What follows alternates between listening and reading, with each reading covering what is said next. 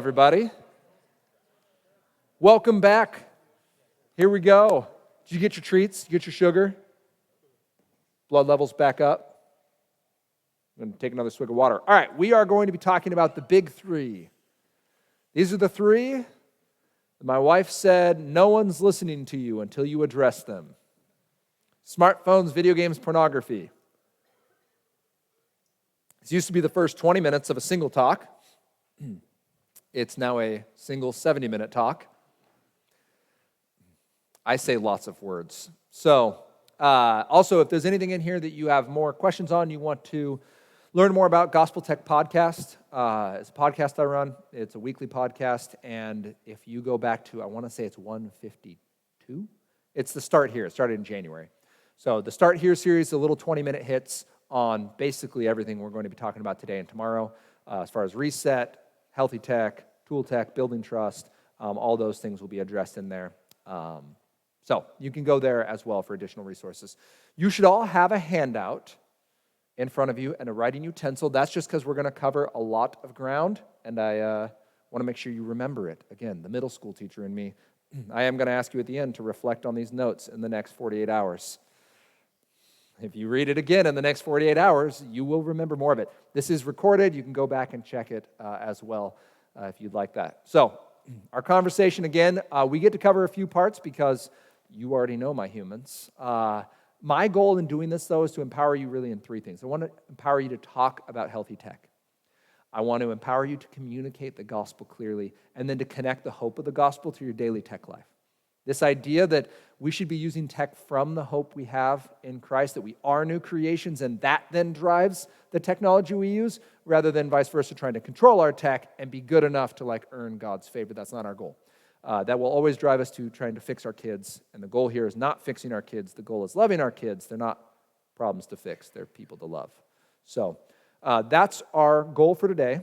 Again, the big three: smartphones, video games, pornography. And we already know this, but I want to just quickly recover this. As someone who was really unhealthy with video games, as I mentioned, that is driving my work here. I still like video games. When I was teaching middle school, I ran a video game club, which is weird for a guy who can't play video games anymore.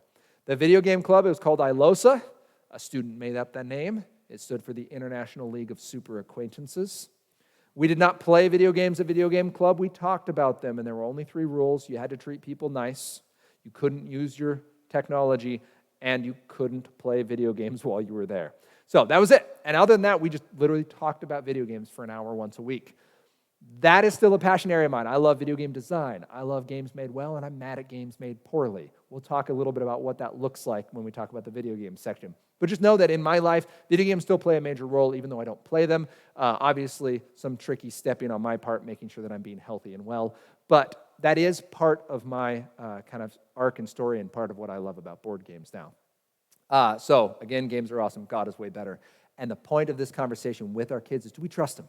Do we trust them to love our kids even more than we love them, so that we can go into simply supporting our kids and pointing them to the love of Christ, rather than trying to clamp down their lives enough that they will never make a mistake? That doesn't work. Spoiler alert, it didn't work when your parents were raising you. You still managed to just get sneakier and make mistakes. It doesn't work with our kids. But when we have that relationship, we can continually redirect their behavior. We continually repoint them and ask questions of, hey, why are you doing that? What's going on? Is this a good choice? And it is something that is loving and intentional on the parenting side. So let's talk smartphones. Does my child need a smartphone? I like this question. I get it a lot. There's a really short answer. Your child does not need a smartphone. Now, this doesn't mean if you gave them a smartphone already that you need to go steal it from them and break it in front of them because you're going to crush their souls. That's not the point. The question is, do you need a smartphone? The answer is no, you don't. And I'll address it more in a minute, but just let's go through 5 reasons why you don't need a smartphone. Again, if you gave your kid one already, we will walk through that process. You can still be loving parents, and your kids can still be well-adjusted, Jesus-loving people. But need is a strong word. Here's why. First, they're not phones, they're app delivery systems. We talked about tool and drool tech. These things are intended to get your attention and to keep it. It's why the apps are candy-colored. It's why almost every app you have has some form of behavioral design tied to it. Notifications, feeds, anything that's there to get your time, your focus, and your money.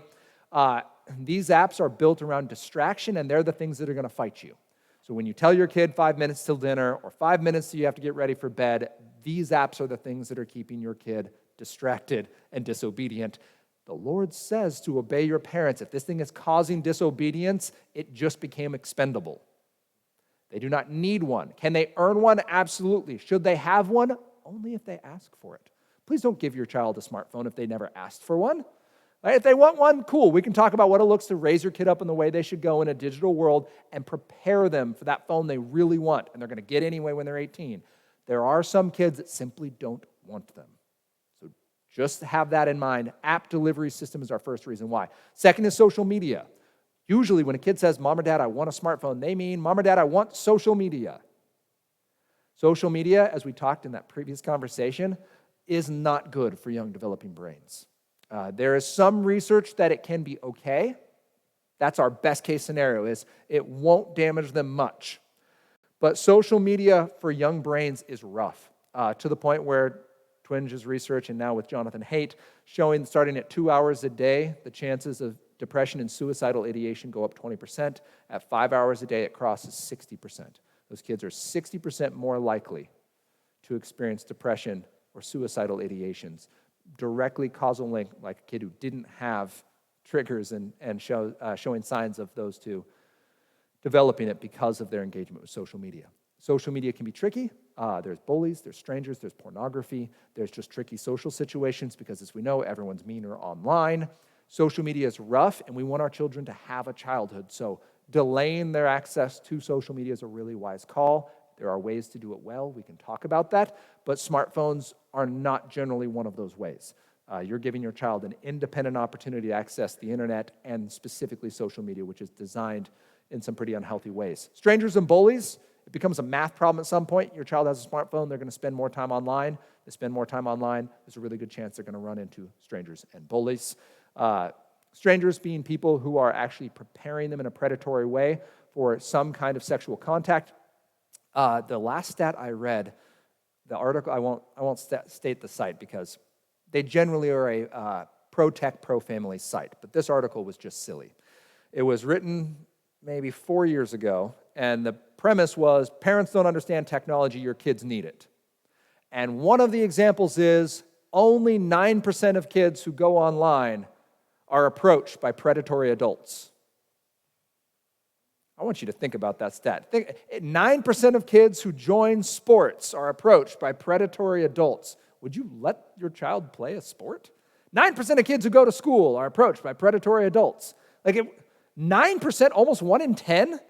And we're talking 70 some odd million youth online in the United States. So in the factor of 60 to 70 million kids a year are approached by predatory adults, that's an epidemic. That's not something to sneeze at. So strangers and bullies are online. There's not a ton of them, but they are very active, very motivated, and there's some wonderful steps we can take to prepare our kids for that and to help set some buffer around them that we will talk about, specifically some apps and programs that help make it safer.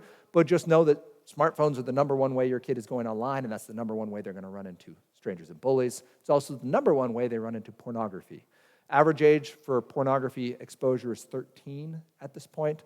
I've seen stats as low as 11, but if you look into where the research is on that, it's not as clear. So 13 is the one I can prove.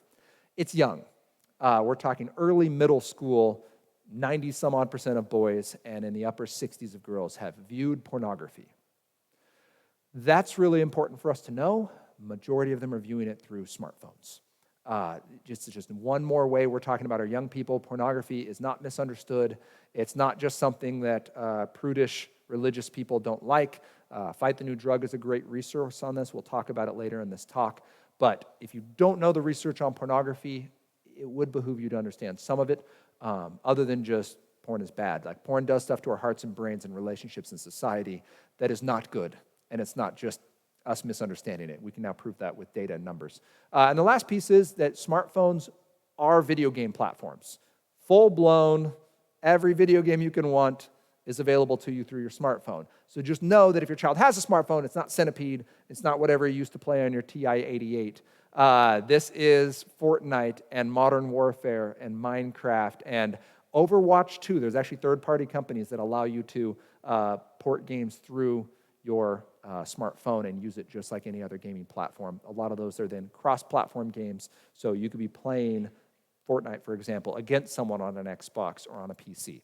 So they are gaming platforms, which means if that phone goes into your child's room at night and they seem tired in the morning, there's probably a smartphone at the base of that conversation. Sometimes it's as easy as removing the smartphone. Sometimes there's a bigger conversation, but we do need to have that, which brings us to what should we do instead if you don't have a phone yet, or if your child loses trust with a smartphone.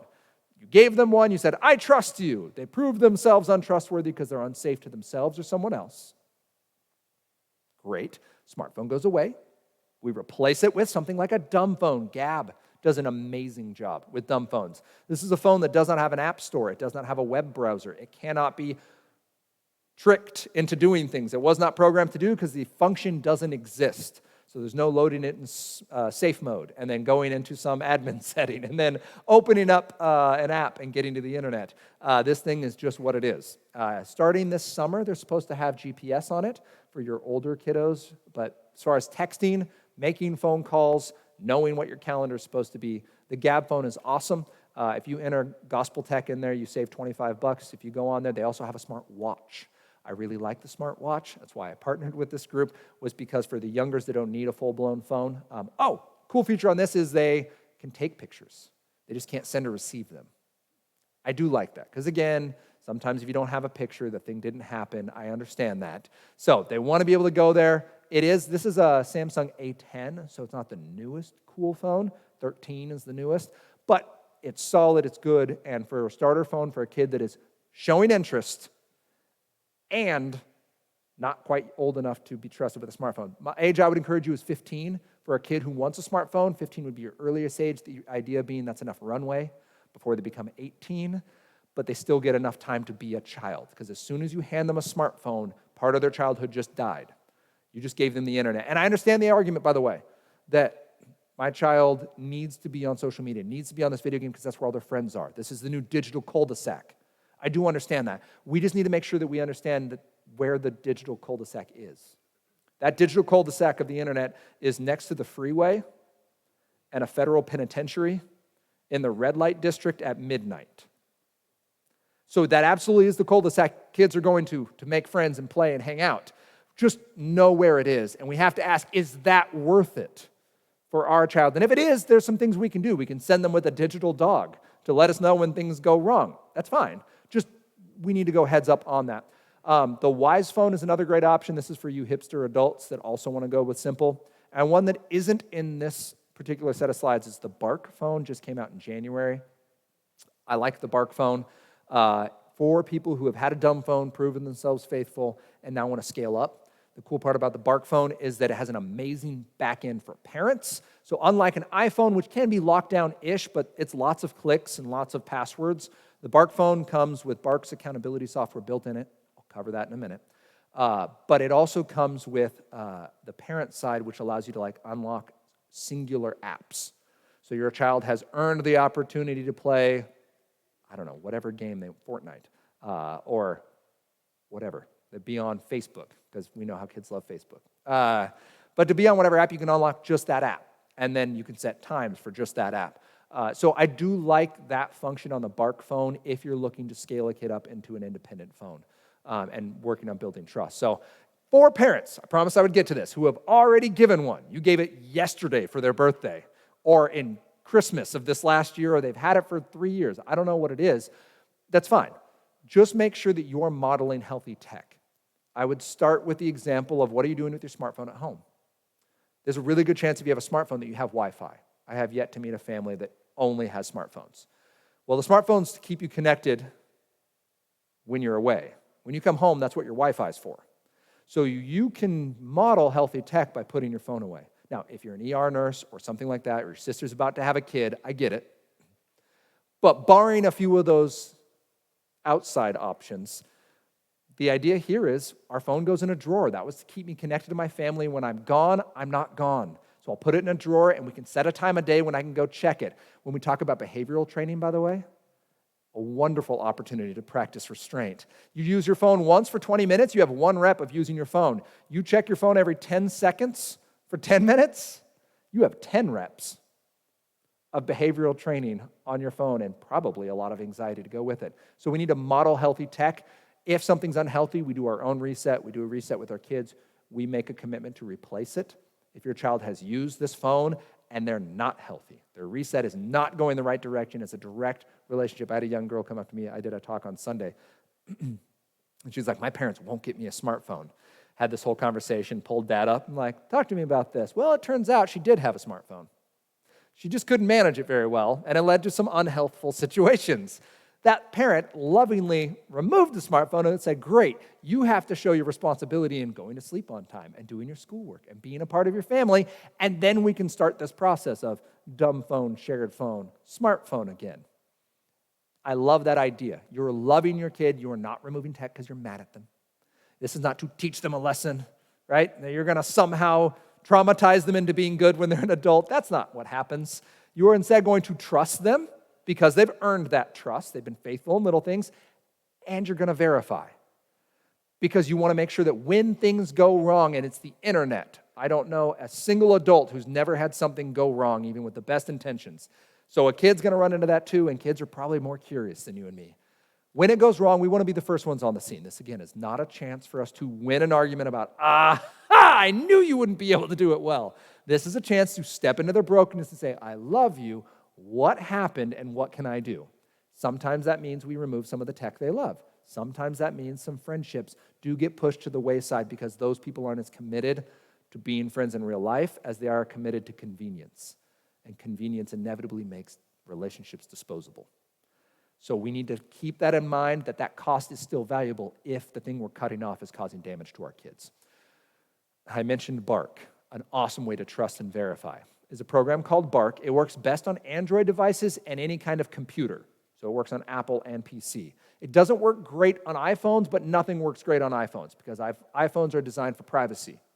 This is a company who literally went up against the U.S. government and said, we have the smartphone of a terrorist. And they said, he's an iPhone user. His privacy matters. Okay, like that, I appreciate privacy on my phone, but when we're talking young people and trying to trust and verify, Apple does make it very tricky. So Android is better. Bark will see some stuff, but on an Android device or on your computer, what Bark will see is every message that's passed back and forth, all the sites that are visited, and all the searches that are done. It does not let you read your child's digital diary. Because again, you trust your child, that's why you gave them this device. If you feel the need to read everything they're writing back and forth to their friends, they probably shouldn't have that device. You're giving them too much freedom for the amount of trust you have for them.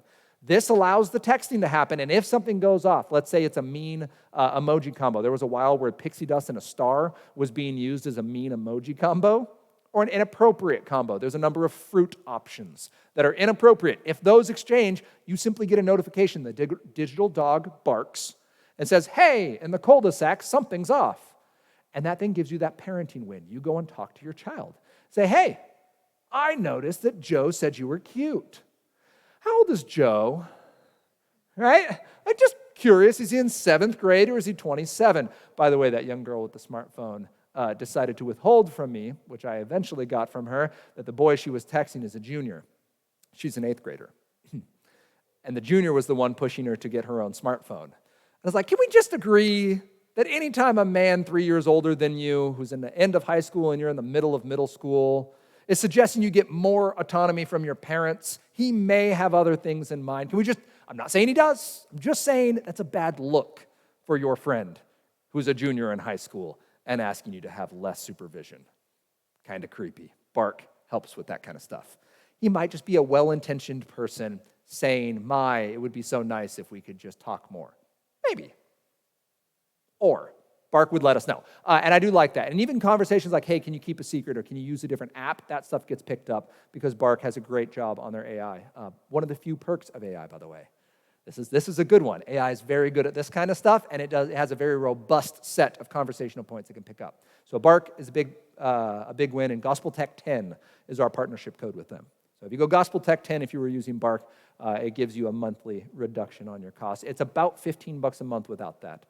About that. Speaking of things that cost every month, I do know this is a point of contest. People go, well, I'm already paying so much for our internet, from our smartphone. Why would I buy one more thing? And I understand that. We need to be thinking about this in terms of we've already purchased the car, though. We already purchased the thing that can do the damage. Let's not skimp on the airbags and seatbelts.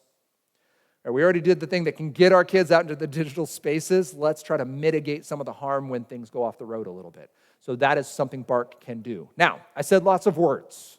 You have a piece of paper in front of you that has some notes. With your elbow partner. That's right, stealing right out of my middle school playbook. The person sitting next to you, it's someone you can bump with an elbow. If you're sitting by yourself, you will need to find a buddy. Answer these two questions. What is one reason to delay a smartphone? And what's a smartphone alternative? I'm only going to give you 60 seconds. Go.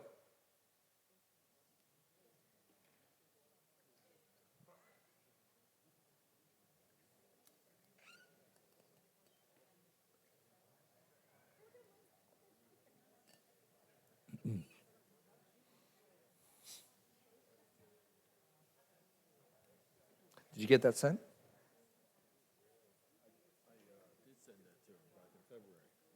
Oh, you did? Yeah, I have a picture of it. Okay. That would be, yeah. Some fun. Yeah, at that point we have to, I would have to look up the specific. There's like some consumer protection stuff you'd send it into. It's really long and annoying. Like it won't happen tomorrow. Yeah, look at that. And that's the right email. Do they have your phone number? You're not getting it to your phone number. You're getting it to your email, right? Okay. All right. That's annoying. Yeah, there's some consumer report because there's like a full government branch dedicated to electronic communication. So there is a law around that. They do technically have to follow it, but you'd probably be better off just going into your deal and blocking that email and like filtering. Weird. That should work because it should just take whatever the email address is, unless they can randomly spawn a generic email, which happens with spam. But this is starting to happen with text, which is really annoying because we don't have any way to block preemptively spam text, which is, yep, exactly. So that, yeah, there are some options on filters and stuff that we can do just in the meantime, but I'm trying to think of who it would be off the top of my head, and I'd have to look it up. But yes, there is a whole communication commission set up on that. That's annoying. I'm sorry. Yeah, that's annoying. All right. Thank you. If you have any questions from that, those would be excellent things to jot down. After the second talk tomorrow, there'll be a Q&A time. That's when that box will be used. You can toss them in there on your way out or just bring them with you. Which brings us to our second point today. We've talked about smartphones. We have 5 reasons to delay. Yes, I saw some meaningful looks glance between spouses. I hope I didn't cause too many fights. The point of this information is not to win fights. The point of this is to love our kids well. Smartphones can be a boon, especially when our kids are trustworthy. And there's a lot of reasons to delay. Video games. All right, should my child play this video game? Your child will play video games at some point, sometimes even through school. My child played Oregon Trail in his 3rd grade class the other day, which made my 1st grade son very sad. He was like super morose. I was like, what's going on, buddy? And like, nothing. And then like curled up in bed that night, he's like, people died in Oregon Trail. It's like, oh, that's true. I was just kind of making fun of every time the, wagon capsized again and Annie died. I'm like, friggin' Annie, learn to swim. But my poor 7-year-old son was not as callous as me, and he had all these questions about the Oregon Trail. I'm like, actually, yeah, you're like great-great-great-grandparents were on the Oregon Trail. Like, we should probably talk about what happened on that. So take it in stride with your kids. They will play games, and even text-based ones can be traumatizing. There's 6 questions that we have for should my child play this game. Again, I'm a big fan of games, so my answer is going to be yes, except when it's not. First one, look at the characters. Would you have this character over for dinner? right? Maybe you would have Master Chief over for dinner. I don't know. Maybe you'd have Doom Guy over for dinner. Like, that's possible, but just ask, your kid is playing this game and is participating in it. With what we know about neuroplasticity and mirror neurons, this idea that we're learning from watching other people do things, we absolutely are learning from games. By the way, I'm fascinated by this. Game research will show you 100% that pro-social behaviors can be learned from video games. If you see people in games sharing, you can learn to share. If you see people in games being kind, you can learn to be kind. There is almost no research on violence causing violence, which is fascinating. I'm like, wow, someone should do the research on the fact that your brain can only absorb positive behaviors from seeing other people do things. Like, that's incredible. What great news for humanity. But there may be some AAA game companies behind that research. I'm not exactly sure. But what we can do as parents is say, would we have this person for dinner? Do they reflect our family's values and intent? And if so, super cool. If not, maybe there's another one. Violence. Is violence part of it or the point of it? Example, Mario. You jump on those little Goombas, they go flat. We assume the Goomba died. The Goomba might have had a family. We don't know. What we do know is that we got through the obstacle, we got to the flagpole, and we slid down it for points. Woo! And we moved on, right, to save the princess. It's not the point of the game. It's just part of it. Whereas there are games that are actually built around the violence. There are games where you are rewarded for creatively murdering your friends. Mortal Kombat probably being the best example. The entire point of the game is to get your friend down with a hair of their life and then get to finish him. And then you have really horrific ways of dismembering your opponents. Go to YouTube.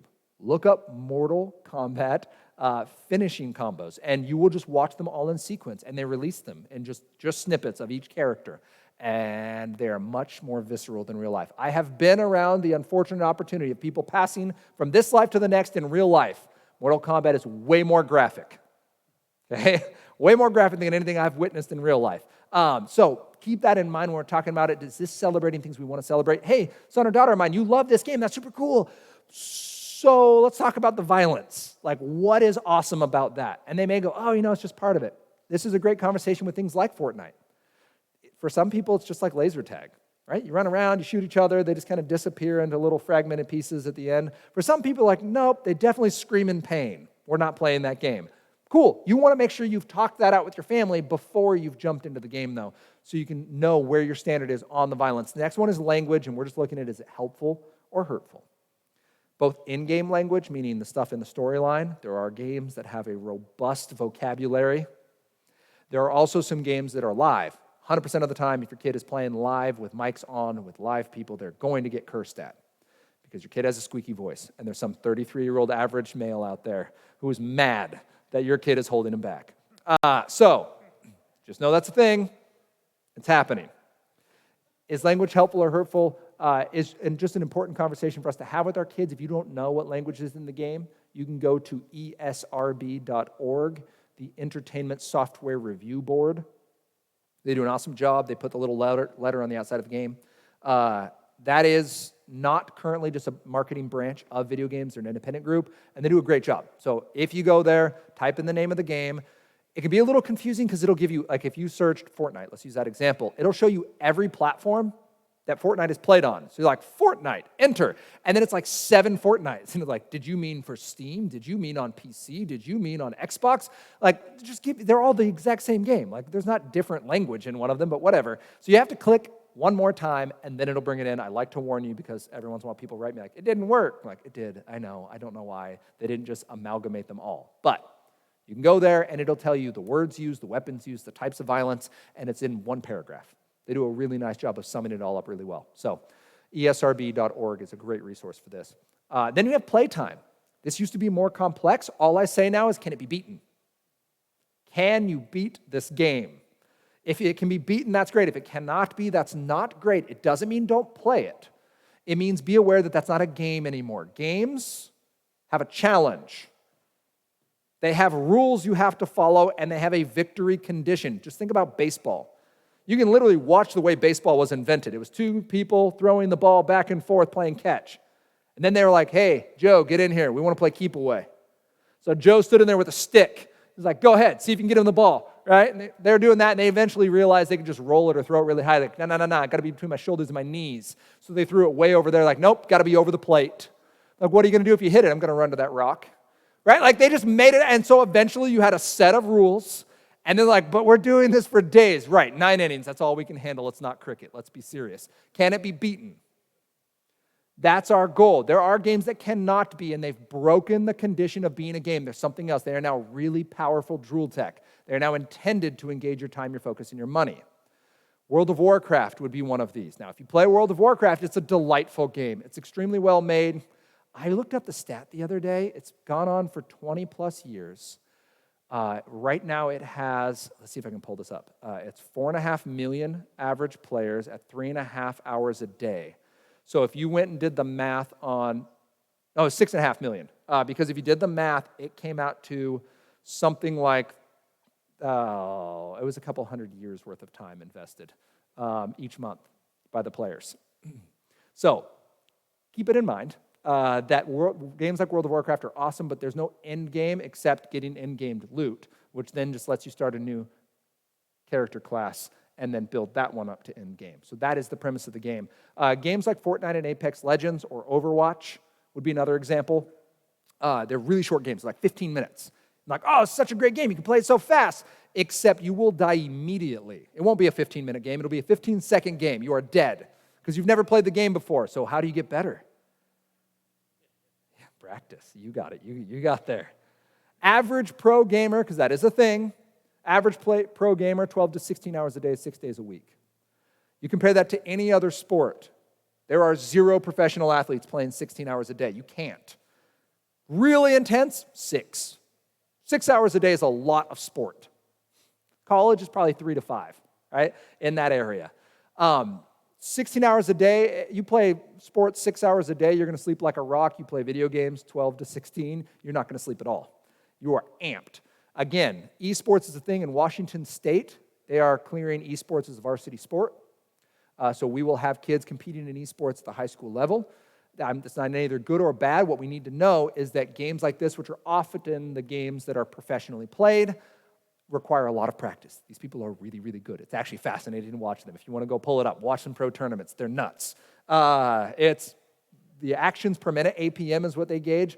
An older game like StarCraft, the pros are 500 to 600 actions a minute.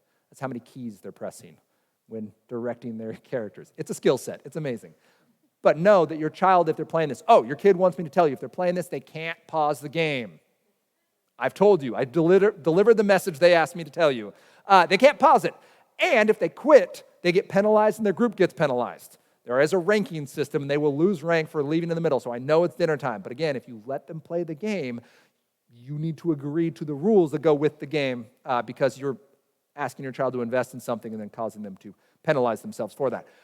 So just know that these games do break it because it's not actually about beating the game. It's always about getting the win. And I've, again, met 0 kids who got a win and are like, great, I never have to play again. I got my one win and I'm walking away. Like they're always like, I wonder if I can do it in, solo win and quad teams. Like they're going to make themselves challenges and keep getting it because that's what humans are good at. But these are tricky. And this one is not just to troll you, I promise. This is to raise awareness, however. Minecraft is a game without an end. I know there's an Ender Dragon. That isn't the end of the game. That's to get more resources, to build more cool stuff. This game is tricky because it looks like Legos and it acts like Legos. It is not Legos. This game is like Legos if Legos came with crack. I mean, I say that facetiously a little bit, but think about it. 0 kids ever have taken Legos, gone to play with them in another room, and you've checked in 3 hours later, and like, hey, son, hey, daughter, it's time for bed. And like, no, I can't sleep. These Legos are amazing, right? Never. 45 minutes into a bag of Legos, your kid's curled up in a ball, drooling, right? Like, Legos are very understimulating. It's like watching Mr. Rogers. You're like, how is this possible? This is slower than real life. Whereas Minecraft, there's something about it. It's something about how rapidly you can build it. Something about the fact that there is no end to your creativity, which is amazing. Your child had creativity, however, before they played Minecraft. If you have a child who wants to be an engineer and you're like, I need to let my kid play Minecraft because they want to be an engineer, please don't. Teach them Python, get them Scratch, get them a 3D printer, do anything you have to do to get them into their engineering career. Get them AutoCAD, get them Rhino, get them something where they can tensile test the designs they're making. That'd be amazing. But don't just throw them on this game and be like, they'll be an engineer one day. Look, this is the game that Dr. Dimitri Christakis, he's the head of Seattle Children's Research Institute, said is the most addictive game he's ever seen. There's a reason Microsoft paid $1 billion for it. So please know that it is amazing. You can play it. I know I offend people when I say these words because this thing is a golden calf, and there are some incredible opportunities in growth and relationship and neatness. There might be parents in the room who run private servers for your friends and children. That's awesome, as long as it's healthy. Please don't say that just because it's like Legos, it's therefore okay, because it's not. So it has broken the rules of being a game. It is something else, and we just need to take that in stride. When we talk about can it be beaten, if you say no, that doesn't mean never play it. It just means be heads up. This thing can't be beaten, so your kid's not just going to expire from excitement about it. They're going to have to be trained off of it somehow or directed towards something else. Themes. Just does this game convey messages that meet biblical standards? We actually are given a really clear biblical standard in Philippians 4:8. I love this. Is it true, honorable, just, and pure? Let's just take those four. If you just made sure that all the music you listen to and all the shows you watch and all the games you played and all the things you said on social media were true, honorable, just, and pure. I mean, just think if only half the users on Facebook followed that rule. The world would be a different place.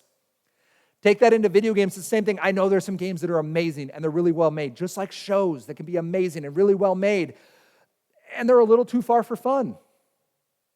I use the image of poop and the brownies. Brownies are awesome. My question to you is simply, are you sure that's a chocolate chip? Because there are some games that have some pretty sketchy chocolate chips in them. And we want to make sure we've talked that out with our kids. This is your chance to raise your child up in the way they should go. They're interested in video games. You're absolutely on board. They've proven themselves trustworthy. And now you're going to have that conversation about, all right, is this specific game a good fit for you? Let's see if it lines up with what God told us our hearts should celebrate. Finally, it's game experience. Does playing the game make your child more present? This could be all the way from microtransactions to the culture around the game itself to just your kid's engagement with that game. That's what I'm trying to get in this one.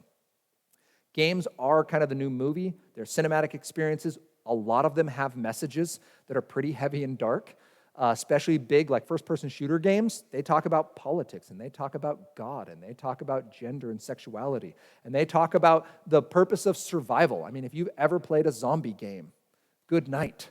Right? The idea of what you should do to make sure you stay on the planet doesn't line up with what Jesus did. So we just want to make sure that we're there. Does this make you more present? If your child has more of that Galatians 5:22, if they have more love and joy and peace and patience and kindness after playing this game, that's awesome. Please encourage it. If, however, they don't, that becomes a talking point. Child of mine, I love you, and let's talk about that game. Here's the thing. If 6 out of 6 of those were positive, you said, yes, every single one of those lines up with our family and what we want. Woo! The game, we'd have this person over for dinner. The violence, it's just part of it. The language is constructive, right? We go through it. It can be beaten. The themes are spot on with our family, and my child is vibrant and alive afterwards. Cool. Good for you. You should play that game. If there's one of them, you're like, well, it can't be beaten. Okay, just have the conversation. Make sure you know your timelines. Make sure you know your boundaries. Make sure you know what your next step is if a boundary is broken. And if there's 2 or more that don't agree with your family and your expectations, skip the game. Right? Just don't play it. It's not worth your time. There's a lot of awesome stuff in the world. You have a limited, finite amount of hours. All of them are a gift. There is no such thing as free time. Your time is purchased with a price. At this point, it belongs to God, and you get to choose how to use it sometimes. Let's make sure it's used on awesome games. Assuming you've decided your child is trustworthy and you've found a game, here's what you need to do. First thing is you need to go and ask your child, can you show me this game? Can you show me your favorite boss? Can you show me your favorite level? Can you show me the hardest challenge? Can you show me what you're most proud of? What's your favorite weapon? What's your best armor? Show me something about this game that you're into. They're going to want to talk about it. Again, you're letting your child into this space. You need to go to that space with them. I do not mind if you like games or not. I'm not telling you to be the Uncle Rico of video games.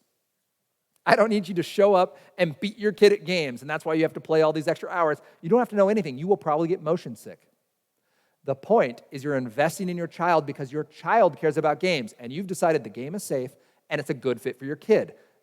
Therefore, you need to enter that space because you love your kid. This matters now because your kid matters.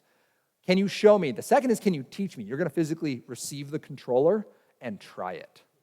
And you're going to be really bad. And you're probably going to frag your team. And that's okay. The point isn't be great. The point is investing and showing value. You don't have to play long. Just go until you feel like vomiting. And then tell your child you love them and go about your merry way.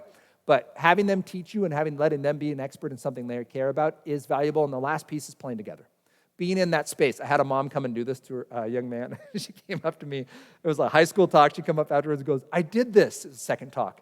And it was spent more than 24 hours time. So she came to me the second talk, was like, I did this with my son. It's like, how'd it go? She's like, he was really weirded out. Like, I sat down and he's like, Mom, what are you doing? She's like, I just wanted to see you play, honey. What's going on? And he's like, He had a headphone on and he's playing. He's like, yeah, she's sitting right next to me. I know, it's super weird. I was like, that's amazing. I love that was happening. Because, twofold. One, I'm super interested in what was happening that he was so uncomfortable about. He was just playing an average run-of-the-mill video game. And then second is, like, there was a distinct difference in relationship because his mom was there, right? To the point where he felt he had to tell his friend, like, that's an important boundary to cross. You love your child. You're going into that space. You're not trying to embarrass him or her. You are simply being a part of that space, and you don't need to stay there the whole time they're playing. It just needs to be a regular rhythm. Your child eventually will get used to it and should. That mom or dad are going to see this, and that's another part of them processing, right? I'm not the only person to experience this. Fun fact, by the way. I don't usually tell this one, but it just popped in my head. I want to tell you. I, growing up, had a very clear standard for the video games I was supposed to play, and I, like most kids, tested boundaries. I was one day playing Doom on my computer, and I knew I wasn't supposed to. My friends were over. It was the day when you needed the CD and the drive. We were playing, and my dad walked in. We were just like playing in a hallway. A good argument for keeping technology in a public space, by the way. He came in and just watched it. Maybe 3-4 minutes, right? Just shotgunning demons. And then he just ejected the CD, grabbed it, snapped it in half, and just walked away. We never talked about it. I'm not going to say that's good parenting, but I got the point. We never had to talk about that again. Like, it was just I get it. You guys want to go play outside? Yeah, me too. Let's go throw rocks or something. So that idea, though, of being present in the process. My dad is very loving, by the way. He's gracious. Later in life, when I then got Diablo 2, because it looked awesome, and I was fighting the devil, Dad. I'm doing good work. He didn't break that one, but he did be like, you can't keep that game. You need to find a friend to take that home. So that was the last time I tried to get tricky with video games. Being present will help your child, so please do that. If you go gospeltech.net resources, you can enter your email, and I'll kick you a more complicated version of what we just talked about. You'll see the little grading chart there. If you want a cool resource for that. That's what I use when I review games, but I don't review a lot of games anymore because I want you guys to be equipped to do it on your own. So that's why I gave the 6 questions. It's a quick, easy way to do it, which brings us to discussion time. 1, what questions can we ask about new games? 2, which will you choose? Show me, teach me, or play with me. You have 60 seconds with your elbow partner. Go.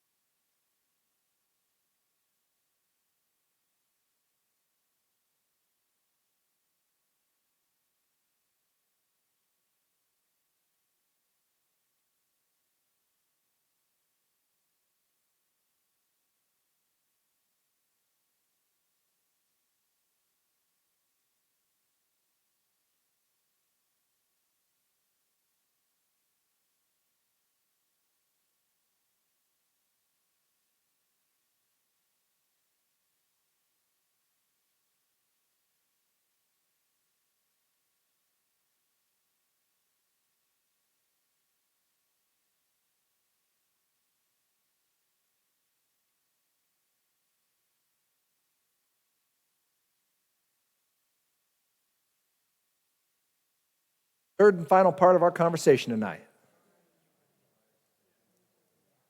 How do I protect my child from pornography? It's going to be 3 parts. It's a huge conversation. We could go a lot of different directions. I'll throw up a couple episodes of the podcast that you can use to address in your own time. Just for the sake of time, there's a lot that could be said. But first thing I want you to do is be informed. I want you to know what's out there because information is a gift, and I want you to be able to use it well. So check out some encouragement. Greta Eskridge at Mom Pa Modern. Another one that isn't on this slide is Birds and Bees. On Instagram, there's a _. If you're on Instagram, you can also visit them. If you're not on Instagram, you can just Google them. But it's a mom-grandma combo, and they give you just little conversational tips, little ways to talk about sex in your body that are loving and gracious and kind without being too over the top and traumatic.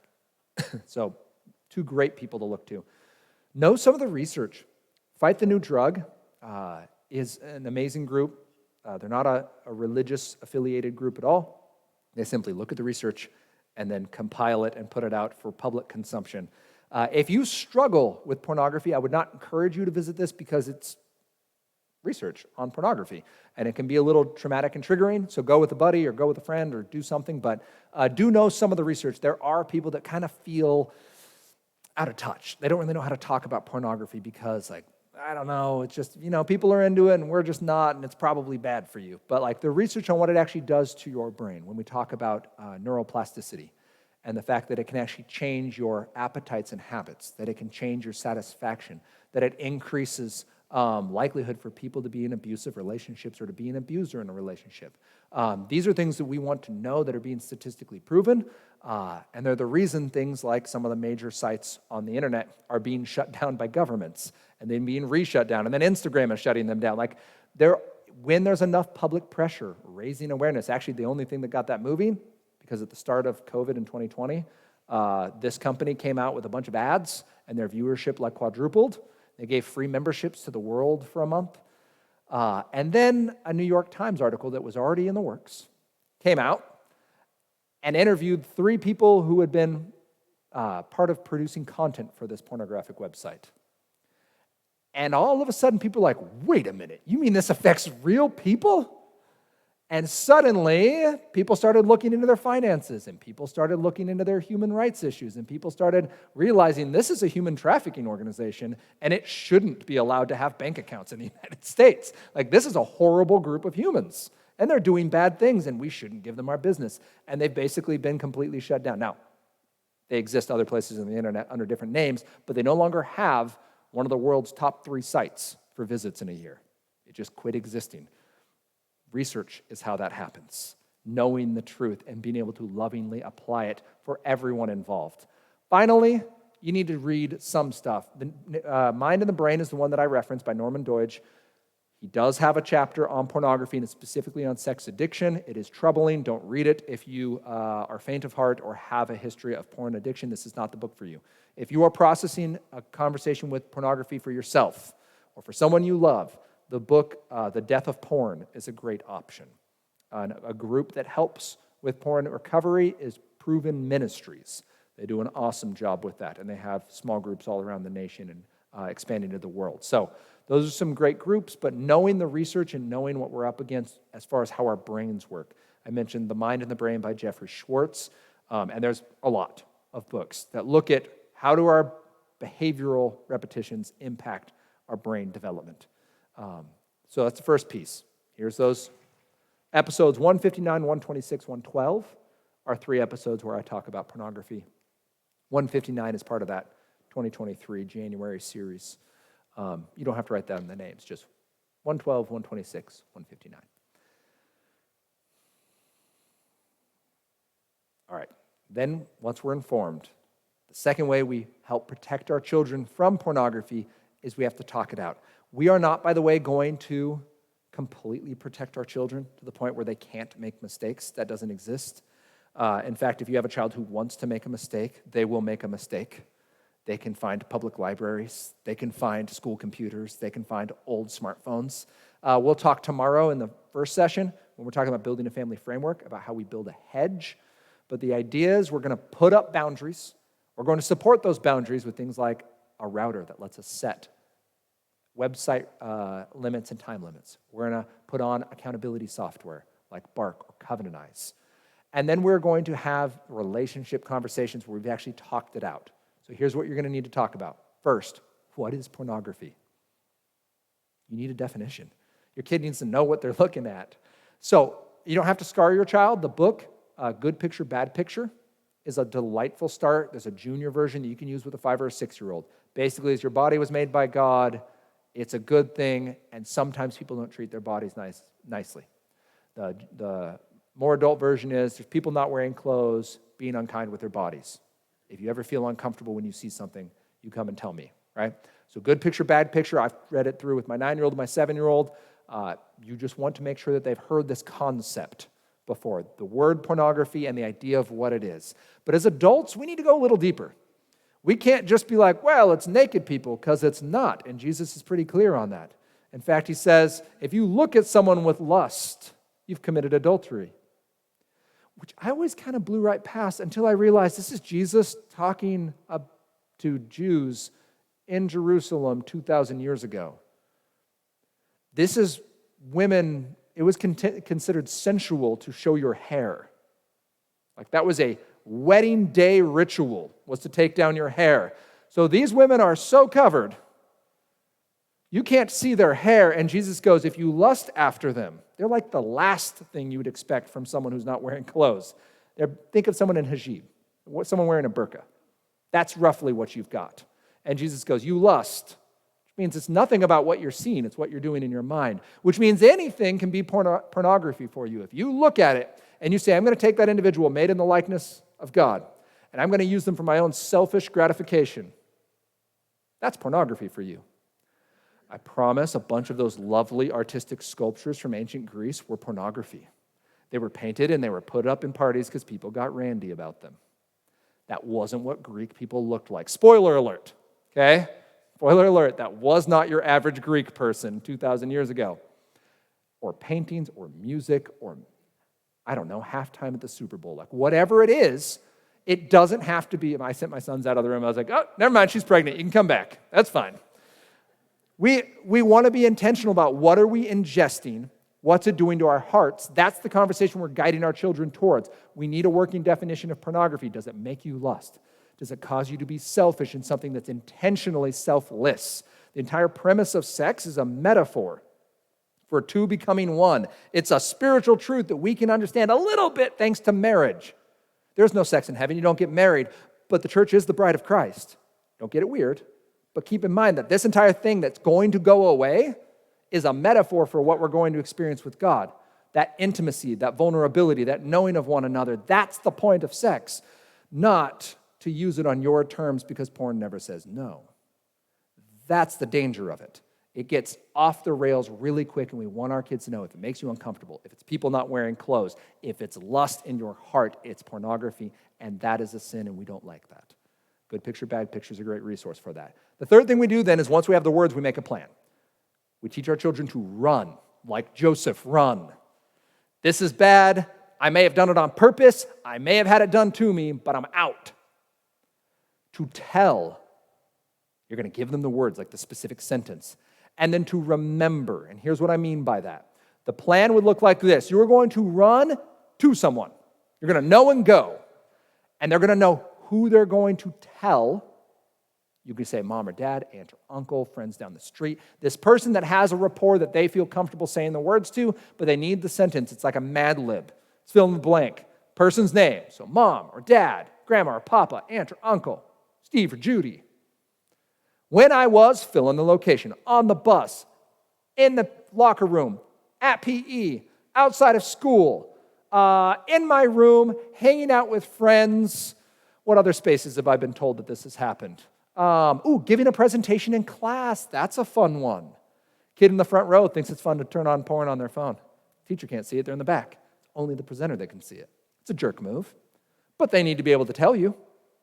When I saw whatever they saw. Sometimes the kid didn't see pornography. They just saw something that was uncomfortable or dangerous or not nice. They still need the words to tell you, and you can sift that out on your own time. Okay? The point is that they told you, and then we need them to remember whose they are. We need our children to understand, and we need to remember that our mistakes don't make us a mistake. That's the entire premise of the gospel, is that we can make a mistake and repent of that mistake, and that the worst thing we can do is hide it, stuff it, forget it, pretend like it didn't happen, and I'll never do it again. The point isn't whether you did it as much as the point is, are you willing to trust God with it at this point? Are you willing to repent? Are you willing to say the words out loud? They're coming. You can hear them, right?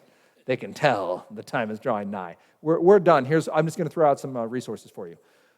Covenant Eyes is an amazing resource for pornography specifically. It doesn't do great with searches and other stuff, but if you're trying to hold someone accountable, trust with pornography, this is what I use. I've got a buddy who uses it, that I'm his accountability partner. It just makes sure that one other person always sees what you see. It literally takes screenshots of what comes through text messages, of what comes through searches, of what comes through shows and games.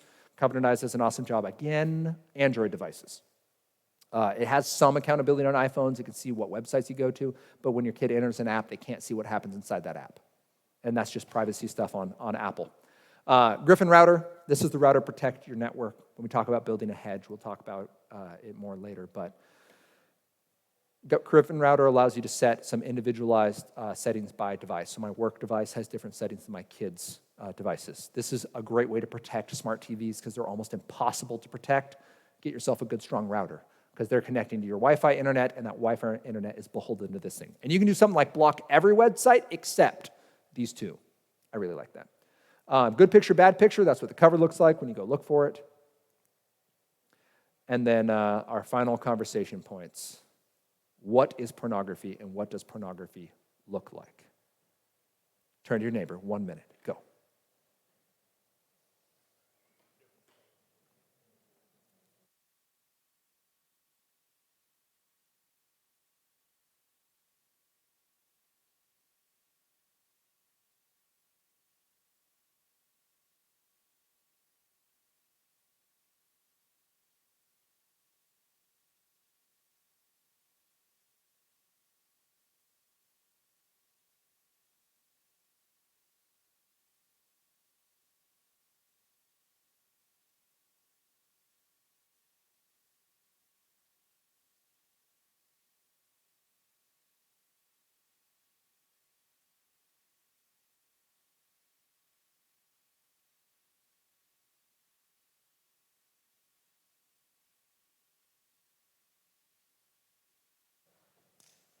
Thank you. So, in our conversation, we've now talked about smartphones, videos, pornography. I hope you've got some good notes, some good questions. I actually did lie. That wasn't the end. I said it was the end, but I was thinking the end of that conversation. Here's what I want to cover for you.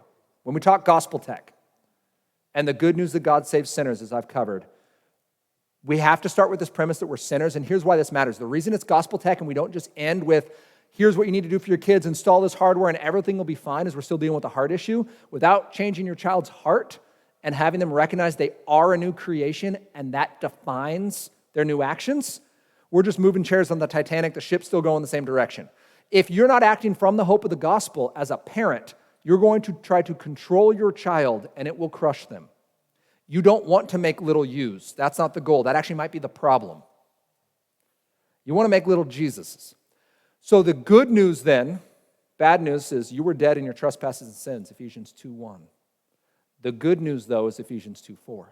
But God, being rich in mercy because of the love with which he loved us, even when we were dead in our trespasses, made us alive. So it's not, child, once you're good enough, then I'll love you. We're saying, hey, child, you're proving little faithfulness because you're showing me the fruit of what God's doing in your heart. So yes, you change your actions, but it's not behavior modification. It's not changing it so that God will pick you for his intergalactic kickball team. You're changing your behavior because this aligns with your identity. And doing that thing doesn't anymore. You've all experienced it. You went and watched that movie you loved in middle school, and you made it 12 minutes in, and you're like, oh no, I can't watch this anymore. This doesn't align with me anymore. This used to be funny. It's not. It's embarrassing. I want to quit telling people I watch. There's quotes I no longer use where I'm like, definitely forgot that part of the movie. Can't quote that movie anymore, right? That's what we're talking about here. And then finally, we're saved from the world, saved for the world, not from it. This is really important. As Christians, sometimes we think about, well, we want our kids to be good, so we're just going to make sure that nothing bad ever gets to them. That's not the premise. The premise is show them how good God is, and when they see the lies, they'll spot them, right? No one's trading that egg involuntarily for a scorpion. Like, wait, that's a scorpion. That's poop in my brownies. I don't want any of that. I want a new batch of brownies that's better for me, and that's what we're talking about. Ephesians 2:10 tells us that we were created in Christ for good works. Here's why that matters for us on a parenting side, is the gospel then gives us humility and a standard and hope. Gospel gives us the humility to love our children as they are. Just like Christ came down and set his godhood aside and put on human flesh, lived the life we couldn't live and died the death we deserved, rose again and gave us new life, that when we stand before the Father, he's not looking at us and going, you've done all right. Go to my good side. He goes, you're wearing the bride clothes of Christ. Go to my good side. That's the humility we can now approach our children with. We know we need a Savior, and we know that's their solution too. The gospel gives us a biblical standard. We've covered this once, but it is important. This isn't hypothetical. This isn't a metaphor at this point. This is literal. This is something we can look at for what we ingest as parents, for what we delight in. Am I saying never engage something difficult? No. Am I saying don't appreciate really well done art? No, there's some rock bands that I wouldn't let my kids listen to that I enjoy because they're done well. But I also recognize there's a limit to how much of that I can celebrate and to how that can look, okay? So read the book, play the game, watch the show to a point when it's not deliberately, right? Game of Thrones, people, that's porn, folks. I know it's well written and won a lot of awards. It's pornography. Porn also wins awards. But if it's not actual sin, we can ingest it up to a limit, but we need to make sure we're being intentional and looking at how it does, what it does to our hearts. Finally, it empowers us to use tech from hope. This is when we can go, you know what? I can talk about video games. I can even research them. I can even host clubs on them because I'm not using video games for hope anymore. So I can be around them and they don't affect me like they used to. They don't destroy my satisfaction and ruin my ability to be present with my wife, friends, or calling. And that's our goal for our kids. Please use all the tech that makes you more present, child, and none of the tech that doesn't make you more present. Because at the end of the day, we're loving because we were loved first. This is why it's gospel tech and not just better tech or pro tech or fix your kids tech. It's because we're trying to raise kids who love God first and then from that, use tech. All right, now you're officially done. I'll be here for a while longer. I hope you come and join us tomorrow morning when we talk about building a family framework. And I appreciate your evening, your time, and your focus. Thank you, guys.